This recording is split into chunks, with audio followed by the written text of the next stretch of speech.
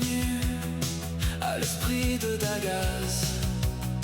Retrouve tes racines, les pensées sont libres, sans ton âme qui vibre.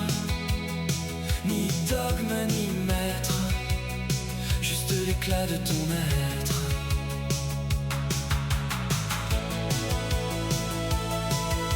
Dodin sur son arbre, Christ sur sa croix. On cherche la lumière ou l'abîme parfois. Entre l'hiver de Skadi et le feu de Loki, la nuit noire de l'âme nous rend plus accomplis.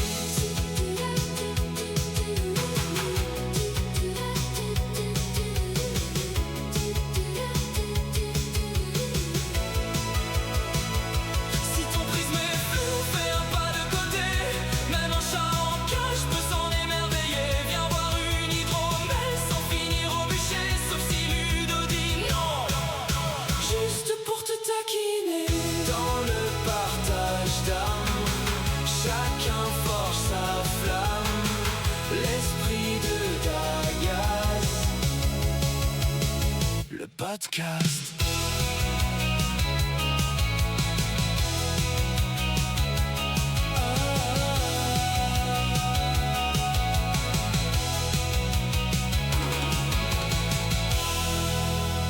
Ce que j'amène là, c'est simplement pour dire que dans une vision polythéiste et païenne,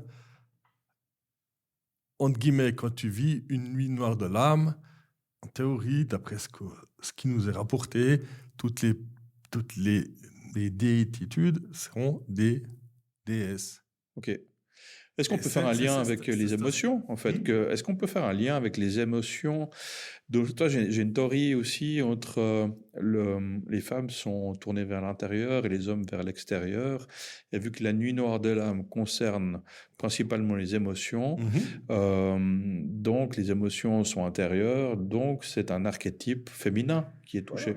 Bah, alors, je pense que c'est ça préfère qui peut beaucoup expliquer. ça que Voilà. tu me dis c'est Instagram et puis Ouais, ouais. Ouais, bah, excuse-moi, je réfléchis aussi en même temps. Voilà. te taquine un Voilà, peu. non, mais voilà, bah, je m'excuse auprès de toutes les sorcières et Ah, Witchy voilà, Instagram. merci. Ne me brûlez Attends, pas tiens sur le le bûcher. Merci les sorcières de ne pas me brûler sur le bûcher, quoi. C'est ça devient n'importe quoi. Pour voir Ludo se flageller. Ouais, non, t'es loin, là, cet épisode. Non, du coup, je pense que c'est vraiment une notion d'archétype. Donc, toi, là, on peut rebondir sur Jung. Voilà, Avec je la t'attendais notion gros d'archétype. comme une maison. Là. Voilà, on peut repartir sur Jung, sur les archétypes et tout ça, et comprendre que les archétypes féminins concernent l'intérieur, donc le côté émotionnel, quoi, l'émotion, le féminin, etc. Ce qui pourrait expliquer pourquoi dans les archétypes, c'est plutôt des déesses que des dieux. Voilà. Et après, ce que je trouve super intéressant, c'est que dans... Bon, maintenant c'est moi qui vais me foutre du monde à dos. C'est que dans tous les groupes Azatrou que j'ai côtoyés, il y a une majorité d'hommes. Et ils ne sont pas très portés sur le travail de l'ombre. Donc, c'est toujours, maintenant, on va vers l'extérieur. Ouais. Et là où je suis très, comment dire, j'aime pas dire ça, mais j'aime bien être un petit peu sectaire des fois, j'ai l'impression que l'Azatrou, c'est la copie conforme des chrétiens, quoi. Mais en version païen, c'est ça? Ouais, dans la version païenne, je veux dire, si tu n'as pas trouvé ton plaisir dans un dieu, ben là, c'est la même version avec des dogmes, des rituels bien écrits, mais tu as plusieurs dieux dans un panthéon, quoi.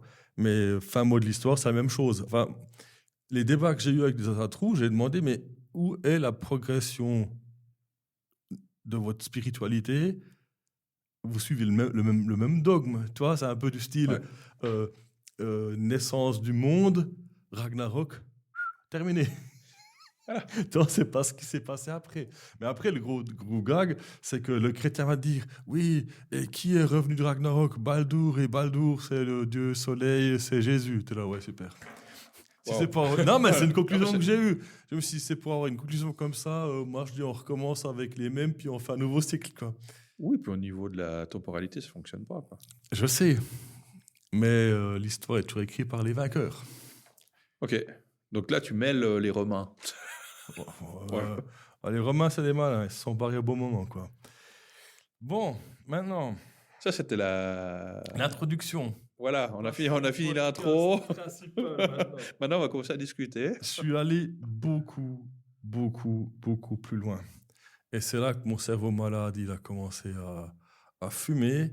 Et cette théorie-là, ça fait depuis le début que je suis sur mon cheminement païen que je l'ai. Qui a écrit? Non. Qu'est-ce qui est plus vieux? L'histoire de la Bible? La mythologie chrétienne? Ou la mythologie nordique?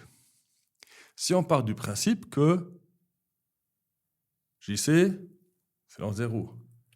Donc tout ce qu'il y a eu avant JC, c'était pas chrétien. Un peu du style, tout à coup, à l'an zéro, pouf, l'unique religion arrivée sur Terre, tout ce qui était avant, c'était pas bon. On est d'accord sur ce principe-là?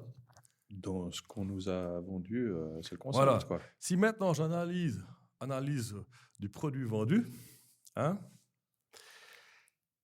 dans la lumière de l'âme, on a une descente. Ils appellent ça la catabase.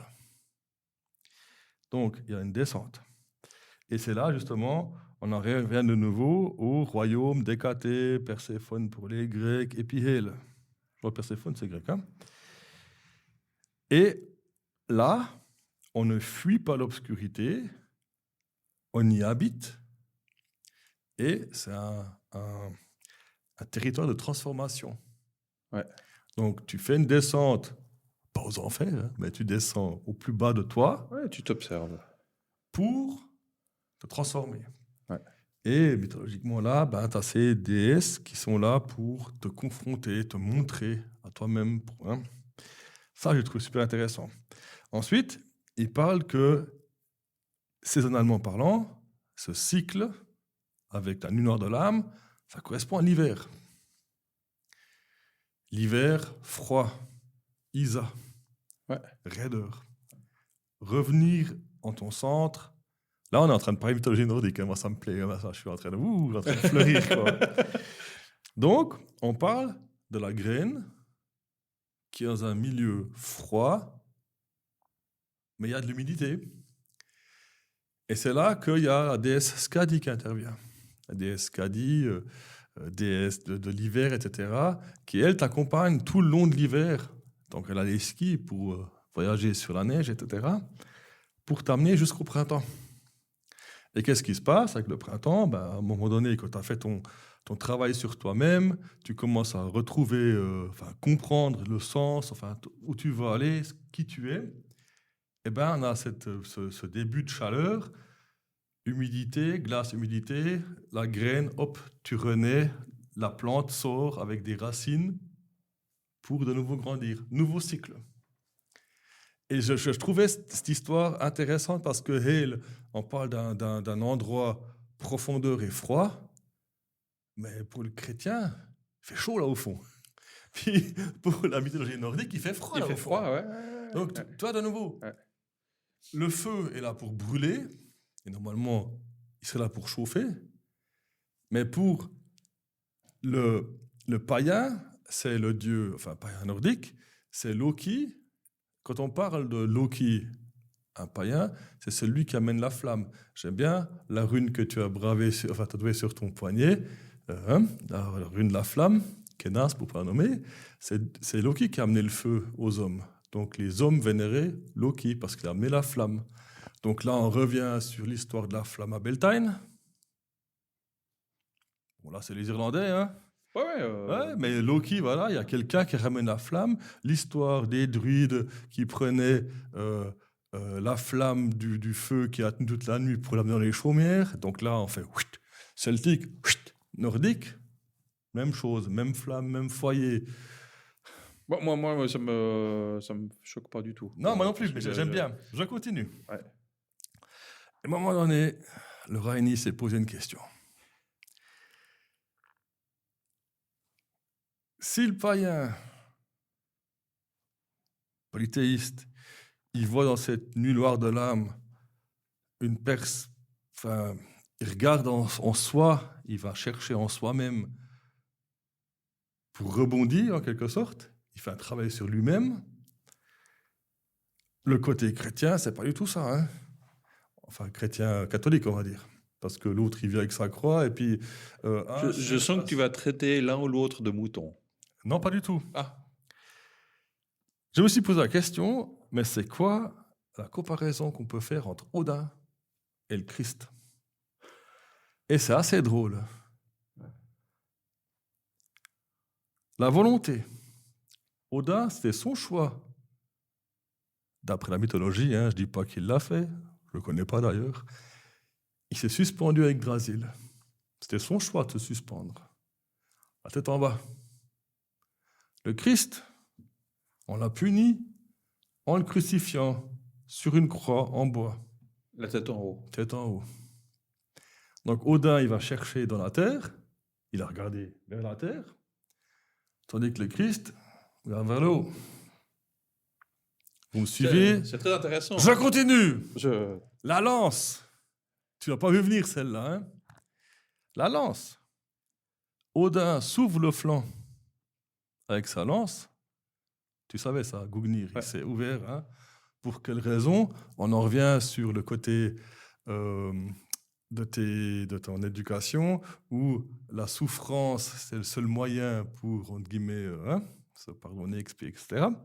Et bien là, Odin, il s'est enfoncé la lance et c'est le sang qui a coulé de haut vers le bas, direction sa tête, pour qu'à un moment donné, il voit les runes. Mais Dieu, Jésus-Christ, est ramassé le coup de lance par le Romain. Et c'était en quelque sorte, il est en train de payer pour les autres et pour le pardon. Satanisme, croix à l'envers, j'ai rien dit, je ne sais pas pourquoi. Mais c'est très intéressant. Et puis origine de la lecture du monde inversé. Voilà. La géométrie, ciel, abîme. Christ sur sa croix, tu l'as dit avant, regarde vers le haut, Père, pourquoi m'as-tu abandonné? Cherche la libération vers le haut, transcendance, tandis que Odin sur Yggdrasil regarde vers le bas, vers les profondeurs, vers l'abîme, Ginun Gabap, Kapap, magnifique ce nom. Il cherche la puissance dans les racines, immanence. Mais c'est, toi, ça fait depuis le début, depuis le début que je suis sur le cheminement parmanique, j'ai ça en tête et je dois attendre 6 ans pour la sortir, quoi. Mais et tu le sors ce soir? Hein? Et tu le sors ce soir? Oui, non, pas ce soir, t'es fou, bien. Mais je trouve ça tellement pas drôle, mais intéressant de comparer Christ sur sa croix puis Odin sur Yggdrasil, parce qu'il y a la nature de l'acte, la direction du regard, le rapport à la douleur, et puis le symbolisme du bois. C'est des choses, de nouveau là, je balance ça comme ça, chacun peut en faire ce qu'il veut, mais le fait de réfléchir à ça, je me pose la question, est-ce que, complotisme 200% on, la Bible n'a pas été écrite par Odin?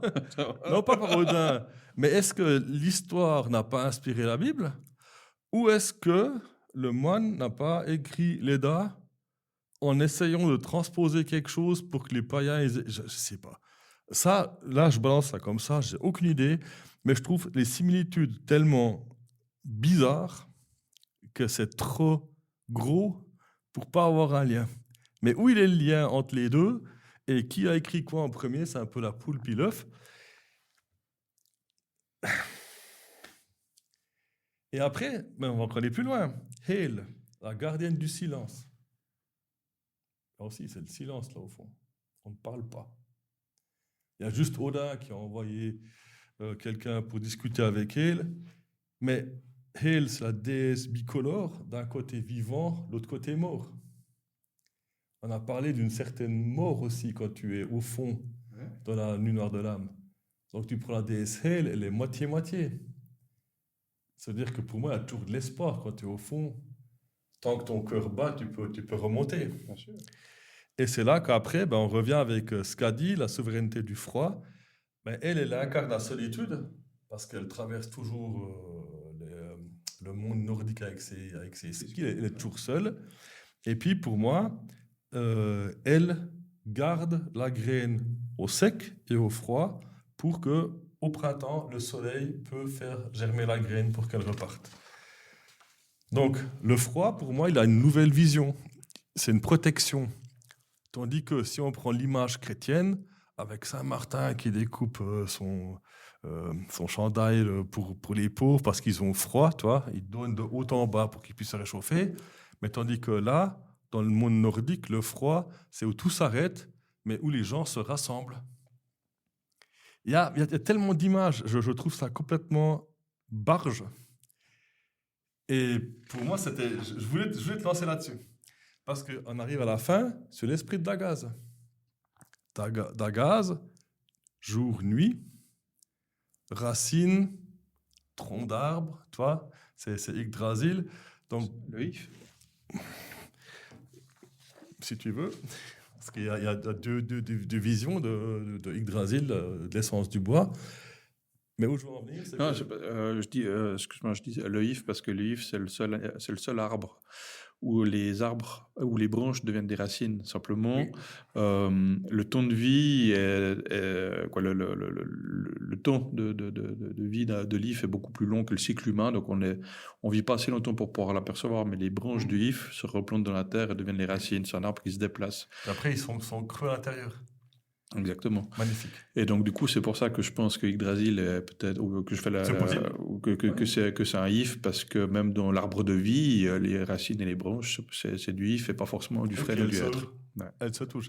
Mais voilà, c'était aussi à la base pour ça que j'ai appelé le podcast L'Esprit de Dagaz. Parce que Ok. pour moi, vous l'apprenez maintenant, pour moi, c'était clair que la spiritualité, elle passe par une introspection, un apprentissage permanent sur soi-même, et puis, entre guillemets, de devenir une meilleure version de soi-même, quoi. Ouais. C'est pas prêt à ça, hein, en parlant d'une barre de La réincarnation. C'est ce que j'ai juste regardé là. C'est parce que pour moi, la seule élément de réponse qui arrive, pourquoi est-ce que cet amalgame il est possible entre la mythologie nordique et la mythologie chrétienne, c'est la fixation de l'écriture. La fixation de l'écriture, c'est ce que je viens de vérifier, c'est 1454-1455, la première presse Gutenberg, qui a imprimé la Bible. Et du coup, c'est à partir de ce moment-là que l'histoire a pu être fixée.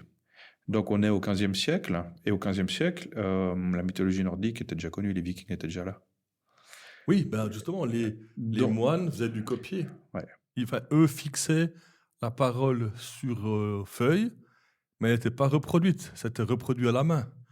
Il n'y avait pas encore une fixation, comme tu dis, une répétition. Et une répétition de l'impression. Voilà. Donc là, on peut parler du livre de Kells en Irlande, qui est à peu près la première édition de la Bible manuscrite et recopiée par des moines et enjolivée, qui était inscrite sur de la peau de veau.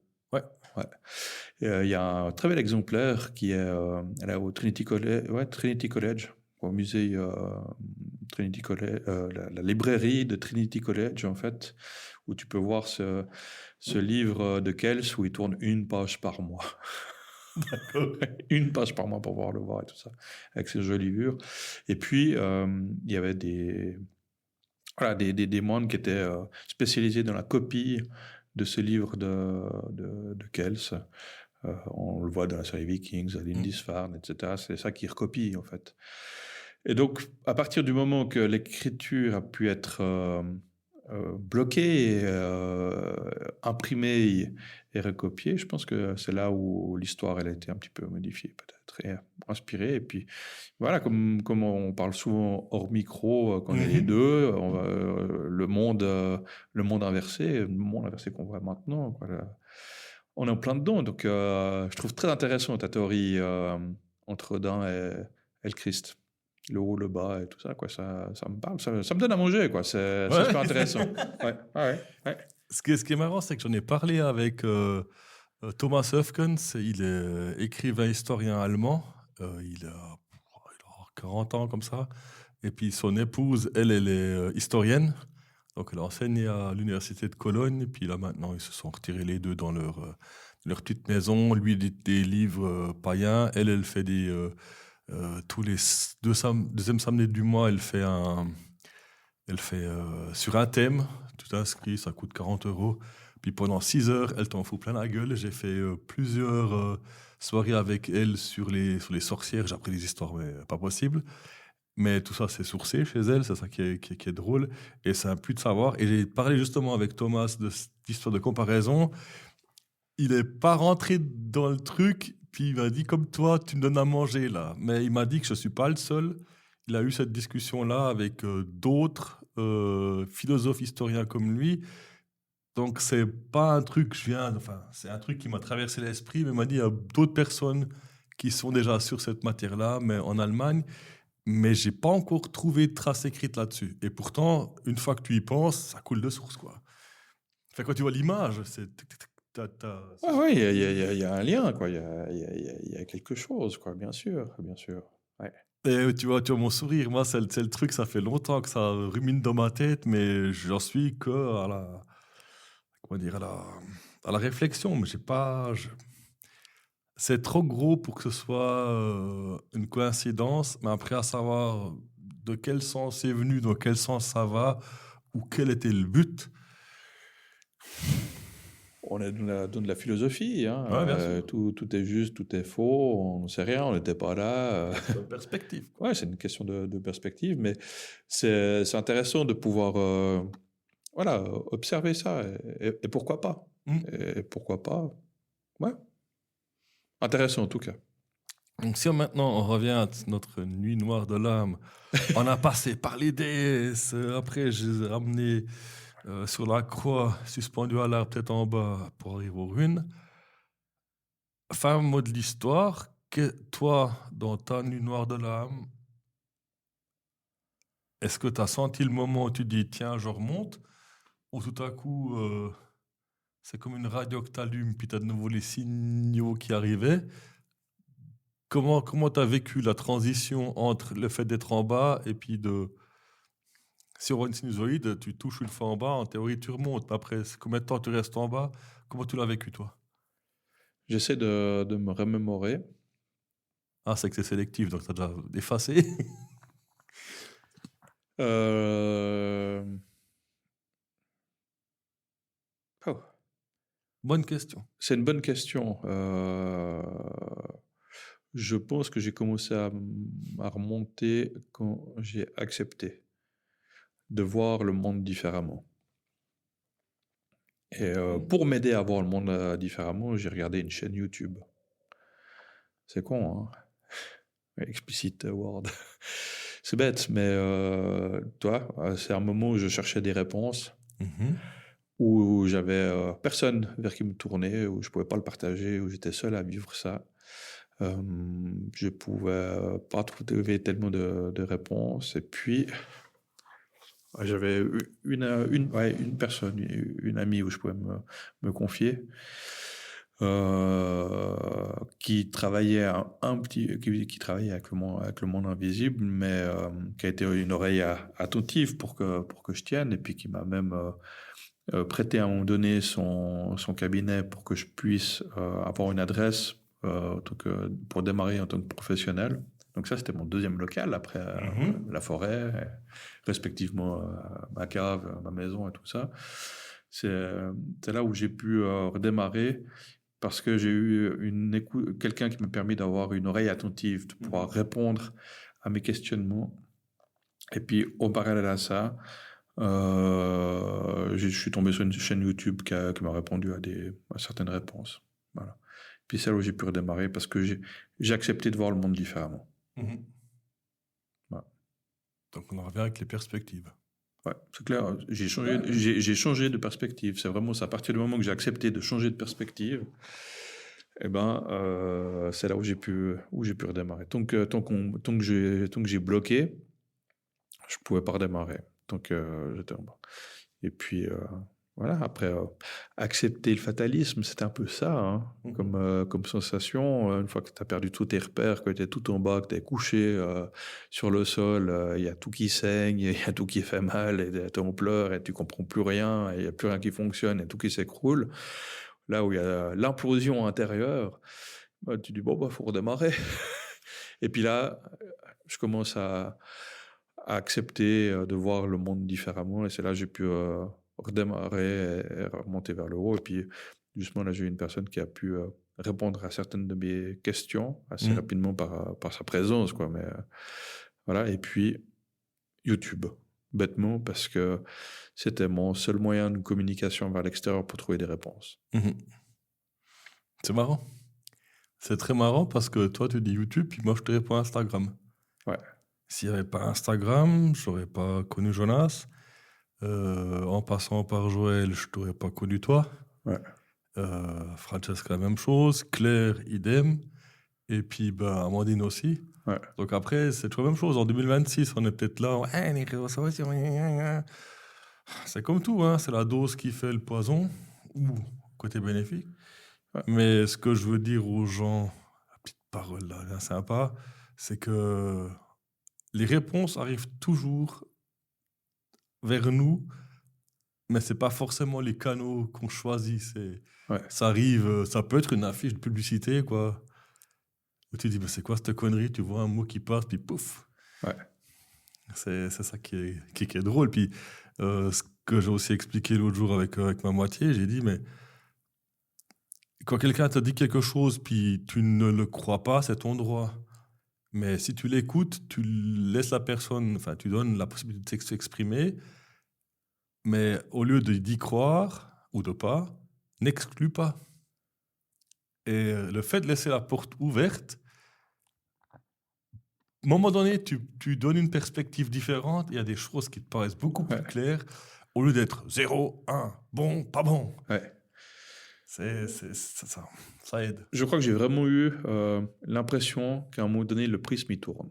Tu sais, t'as cette vision du prisme au travers duquel tu regardes, et puis tout d'un coup, il change d'angle légèrement. Tu sais, comme un diamant. Tu sais, tu le vois toujours comme ça. C'est ce que je veux dire, Et puis tout d'un coup, ce diamant, hop, C'est il fait- flou. il fait juste, même pas un quart de tour, quoi. Il change juste de quelques degrés, et tout d'un coup, tu as la pièce qui s'illumine, puis ça rayonne. Wow, la beauté du truc, quoi, la lumière, l'intensité, tout ça. Le diamant, je le connais, je l'ai déjà vu, je l'ai déjà regardé sous ses facettes, tous ces machins. Mais là, j'ai juste fait un truc où peut-être j'ai fait un pas de côté, et tout d'un coup, il y a la lumière qui vient, qui descend, puis tu vois les reflets, les couleurs, l'arc-en-ciel, la brillance, l'éclat du diamant qui rayonne dans toute la maison, dans toute la pièce et tout ça, juste parce que tu as fait un pas de côté. Moi, j'ai l'image. Parce que des fois, tu vois ces troubles et tu changes, mais un dixième de degré, et d'un coup, t'es parallèle à la face polie du diamant, puis paf, tu vois le truc. Ouais. Et tu prends conscience là, tu prends conscience du truc que tu avais déjà tout le jeu sous les yeux. Oui, il y a tout qui était là. Il y avait déjà tout sous les yeux, juste décalé.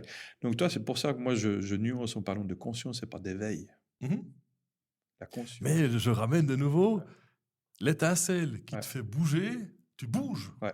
Mais c'est t'es un en pas de action. côté, quoi, juste pour Et changer puis, l'angle. paf. De quelques degrés, tout d'un coup, il y a ça, quoi. T'as le rayon de lumière qui descend, clac, clac, l'éclat, machin, et puis t'es au bon endroit, et là, tu vois le truc. Mais moi, Et là, c'est l'émerveillement. je sais, mais là, j'adore cette image quand t'es couché et tu te réveilles le matin. C'est quoi le truc qui te fait bouger, quoi?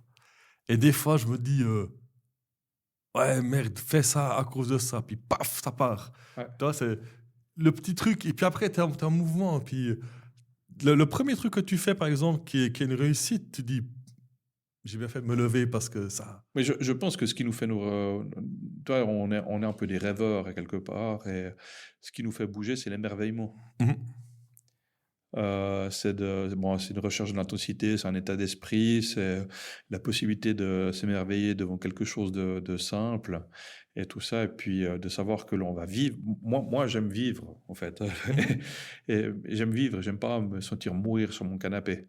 Alors, c'est les émotions. C'est les émotions. Ouais. Et du coup, si je me réveille le matin, c'est parce que je sais que je vais passer une journée où je vais vivre quelque chose. Je crois que là, je peux profiter de la brèche et je sais que je me répète, mais dans le podcast, des fois, on paraît un peu clivant. Christianisme, protestantisme, mythologie, livre sacré. Non, je pense que c'est ce que tu viens de dire, c'est que si les choses qu'on dit réveillent de l'émotion chez vous, essayez de comprendre qu'est-ce que ça fait avec vous. Et puis, si ça vous pousse à être fâché, énervé, essayez de comprendre pourquoi. Et essayez peut-être pas de vous dire, voilà, ils ont dit ça parce que c'est comme ça, et c'est comme ça, comme ça, comme ça. Mais peut-être essayer de comprendre pourquoi on dit ça. Et souvent, peut-être, on dit les choses parce qu'on nous a fait remarquer les choses d'une manière qui nous font parler comme ça. Et j'ai remarqué un truc, c'est aussi au niveau du job, quand les gens font quelque chose au travail qui n'était pas comme je pensais qu'ils devaient le faire, dans le passé, je m'énervais. Maintenant, je vais vers la personne, je fais T'as fait ça comme je t'ai demandé? Ouais. Pourquoi tu l'as fait comme ça? Et souvent, ils me regardent, puis ils comprennent tout de suite où je veux en venir. Ouais, mais tu vois, j'ai essayé comme ça marchait pas, alors j'ai fait comme ça. Puis je me dis, ben voilà, il m'a montré qu'il y avait une autre manière d'y arriver. Dans le temps, je me serais énervé parce qu'ils n'ont pas fait comme je voulais. Ouais. Et finalement, changement de perspective, le but est atteint, il y a différentes manières d'y arriver. Et c'est quoi qui est important? C'est que ça fonctionne ou qu'ils aient suivi le truc de A à Z. Si ça fonctionne. Bah, que tu as eu raison dans le fonctionnement de lui dire comment tu as fait, comment il fallait faire. Ben, Non. ça c'est Ouais. peut-être une nuit noire de l'âme. J'ai travaillé sur moi-même. J'ai compris que le fait d'être psychorigide comme ça, je détruis tout autour de moi parce que les gens n'arrivent pas à s'exprimer. Ouais. Puis le fait d'être un peu ouvert, je suis pas parfait. Hein. Ouais, non, mais J'ai tous mes défauts. Et ben, ça permet à mon collègue de montrer ce qu'il sait faire. Et puis je suis content qu'il Ouais. me démontre que la voilà. notion de faire un pas de côté. Voilà. Voilà. C'est faire un pas de côté pour permettre de voir la chose différemment. Ouais, bien sûr. Donc c'est bien cette nuit noire de l'âme. Le résultat d'une nuit noire de l'âme est très positif, Voilà. mais quand on est dedans, c'est chaud. Qu'est-ce que c'est chaud quand on est pris dedans? Ce qu'il y a de bien, c'est que dans la vie, tout est éphémère, à quelque part. Les bons côtés, malheureusement, sont éphémères, et les mauvaises choses, heureusement, le sont aussi. Donc la nuit noire de l'âme, si vous êtes dedans, faut pas vous inquiéter, ça va passer. Mais peut-être prenez contact avec quelqu'un qui a un peu l'expérience là-dedans pour réussir à avoir une oreille attentive ou comprendre un peu ce qui se passe. Mais voilà, juste savoir que parfois, juste être reconnu d'être dans ce moment, ça suffit. Ou bien juste d'avoir un contact avec quelqu'un qui est déjà passé par là permet de se sentir un petit peu moins seul, puis de dire ok, c'est ça, j'ai pu identifier, bon maintenant, ok, je me sors un peu les pouces et puis on y va, quoi. Donc c'est normal. Je pense que c'est un état qui est normal, qui est traversé par beaucoup de monde qui entreprennent le chemin du développement spirituel. Voilà. Et que c'est passager. Puis spirituel, ça ne veut pas dire que je fais de A à Z comme c'est écrit dans le bouquin. C'est clairement pas. Clairement pas. Voilà. Ça peut, Ouais. ça peut. Mais pour ne pas sombrer dans la folie, donc de répéter toujours la même chose en espérant une issue différente, des fois, c'est magnifique. Il y a une personne qui m'a dit aujourd'hui, j'arrête de suivre les recettes, je suis mon instinct. Moi, j'étais en face, j'étais là, waouh. Ouais. J'ai vu une transformation et j'étais tellement content pour la personne, ça m'a fait tellement plaisir que il faut savoir s'écouter. On nous a Puis balancé. accepter son ombre, accepter Oui. d'être dans une phase où ça va moins bien, on a une perte de repères, et puis voilà comment on fait avec ça, quoi. Et puis à un moment donné, on trouve les outils pour redémarrer. Mais toi, on peut toujours garder la foi à quelque part, de savoir que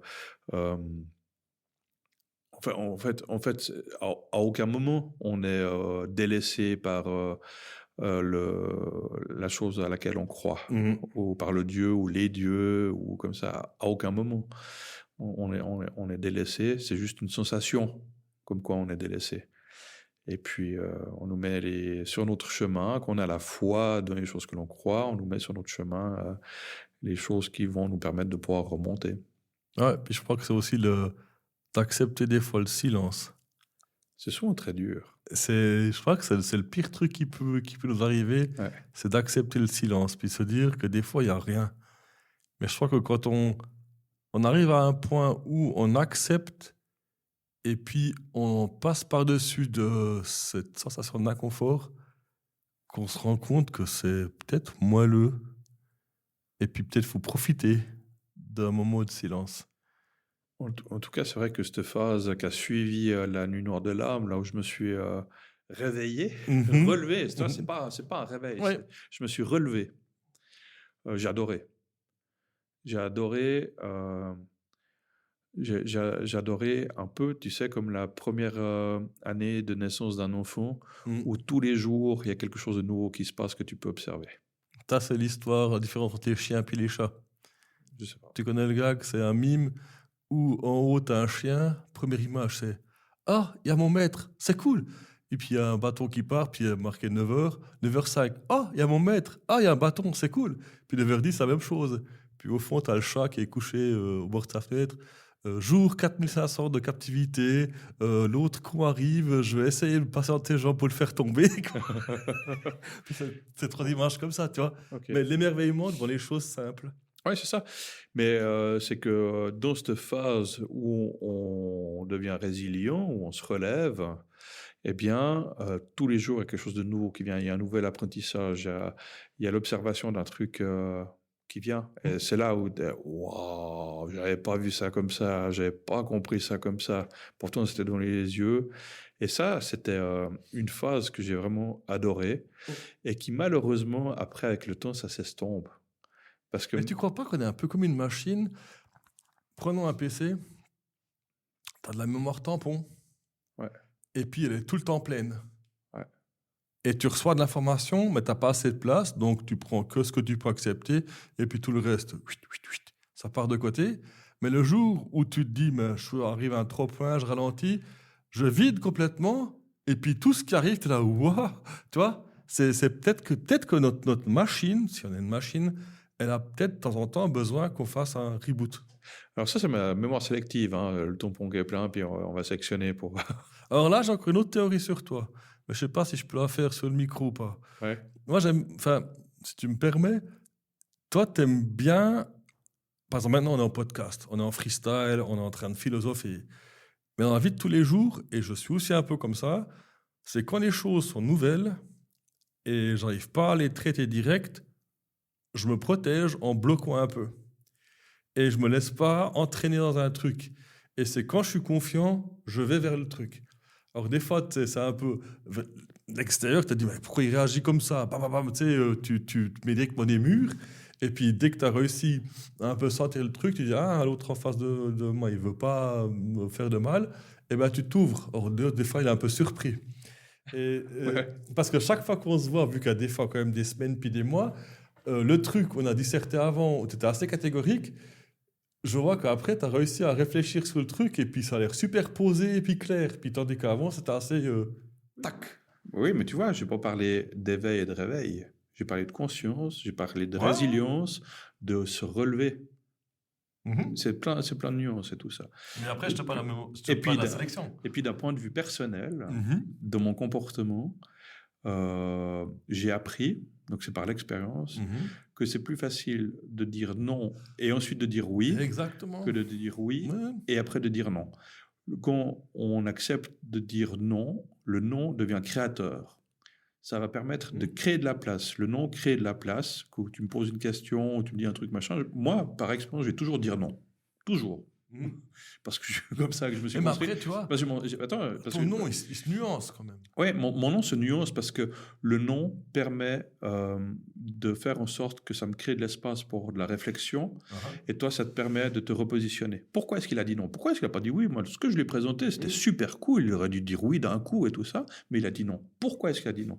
Donc, du coup, ça te permet aussi de te repositionner, de reformuler. Et moi, ça me permet d'avoir un délai de compréhension et tout ça. Et puis, du coup, je peux évaluer, j'ai mon expérience, je suis un esprit qui va assez rapidement. Et puis, ça me permet ensuite de pouvoir dire oui si c'est quelque chose qui me plaît. Tandis que si je te dis tout de suite, oui, oui, on y va et tout ça, machin, et que je m'aperçois que c'est un truc qui est tout pourri, et ben dire le non après, ben c'est chaud, hein, parce que toi, tu seras en feu, tu dis, il a dit oui, et tout ça, machin. Et puis, moi, je serai là, ouais, mais je me sens un peu forcé parce que j'ai dit oui.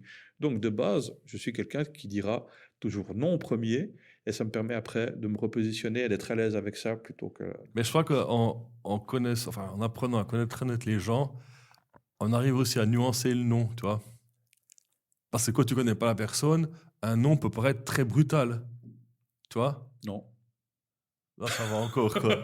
Mais tu sais, tu peux ramasser un non, ça peut être du style, tu es en train de rouler en vélo, tu ramasses un Ah, mais non. c'est chaud parce que dans notre société, on n'est pas habitué à recevoir un non en pleine figure. Ouais. Mais après, tu peux aussi faire un non du style, que la main, tu montres, tu ralentis avec ton vélo et on s'arrête doucement, tu vois. Ouais. Pas besoin de donner un mur. Mais après, c'est une question de perspective nouveau, de quelle manière ça a été formulé.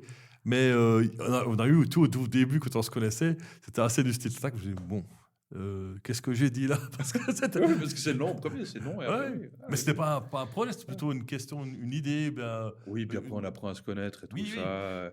Et voilà, et notre Mais je relation. prends ça avec elle beaucoup de développe. sourire, hein, c'était pas du bien sûr. style, Non. Mais après, notre relation se développe aussi et tout ça. Tu as aussi appris à me connaître. Ah, et bien puis, sûr, oui, oui. voilà, on se développe. Moi, et puis moi, j'aime bien jouer un petit peu de ça, quoi, aussi. Au cas où, si vous le voyez, moi je suis le petit à côté et lui c'est le gros. C'est le nounours, quoi. Non, Rainy, c'est le gentil, moi, je suis le méchant. Ouais, c'est ce qu'il dit, quoi. C'est même que je dis ça, ça sonne faux. Non, c'est On est, beau. on est deux gentils, mais il faut pas trop que ça se dise, quoi. Bien sûr, bien sûr. Puis, Ouais. avec une hydromel ou une bière, ça va toujours mieux, quoi. Ouais. Bon, on a fini sur une touche. C'est moi le gros, Ouah, c'est moi le gros, c'est lui le petit. Minuit moins 3. Ah ouais, nickel. Ouais, on a fait un sacré numéro là. Eh bien, Rainy, moi, je te souhaite un bon montage de ce petit Aucun souci. ça va. podcast. Je pense qu'il va sortir en 5 épisodes. Ah, je sais pas. Je sais Ça va pas. être, Enfin, les personnes qui sont arrivées jusqu'au bout, vous avez été le bien son- courageux. ils le seront avant nous. Bon, déjà de un grand merci à toutes les personnes qui nous écoutent jusqu'au bout. J'aime bien le dire parce que c'est ceux qui sont arrivés jusqu'au bout Oui, qui ont les merci. Vous êtes courageux, vous avez gagné 10% à la boutique en ligne de Rainy. Qui n'en a pas. Qu'on n'a pas. Mais par contre, sous les fabrications de tambours, qu'est-ce que je donne comme Ah rappel? non, il n'y a pas. Non, très de plaisanterie. On vous remercie pour votre écoute. Je répéterai jamais assez les likes et les partages. Passant cela, on peut pas inspirer d'autres personnes. On peut pas toujours compter sur Spotify pour qu'ils nous montrent sur la première page pour que les gens. Hein. Donc merci pour tout ça. Et puis on est avril, ça va sortir au mois de mai.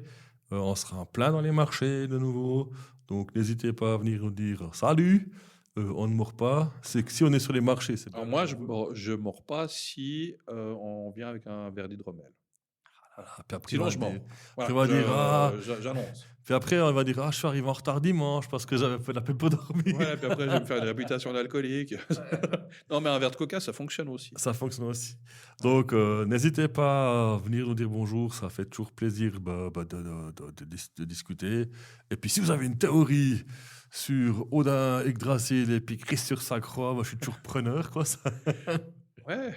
Non, on va pas se lancer. Non, mais moi, je voulais savoir est-ce que tu possèdes des sorcières christo-païennes? Ben, chacun sa croix. On Voilà. pourrait rester dans une vue chrétienne. Quoi. Non, c'est parfait. Ben, merci beaucoup à tout le monde. Et puis, j'espère qu'on vous croise un de ces quatre sur un marché. Et puis sinon, écrivez-nous si vous avez des réflexions, des questions. Et inspirez-nous aussi hein, pour les thématiques. Je pense que c'est important parce que nous, c'est un peu les thématiques sont toujours sorties de notre esprit par rapport à ce que l'on est en train de vivre en général, un sujet, etc.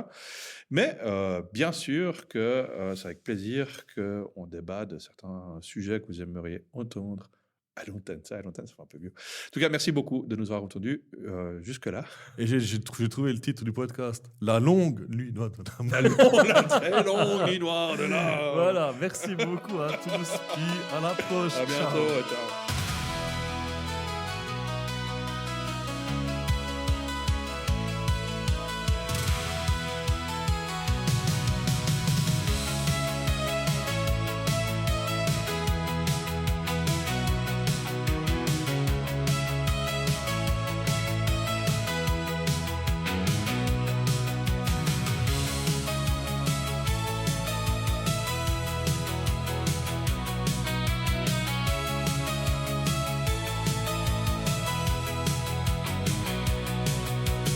L'aube se lève sur l'ombre qui s'efface. Le cycle reprend sa course et sa place dans la grande roue où tournent nos saisons. Petits ou grands, nous suivons l'horizon. L'épreuve est un chemin qu'il faut marcher entier, sans chercher la fuite, sans jamais dévier. Le temps que l'on gagne par des raccourcis se paye au centuple au soir du récit. C'est l'esprit de Dagas, le souffle de l'être, une voix qui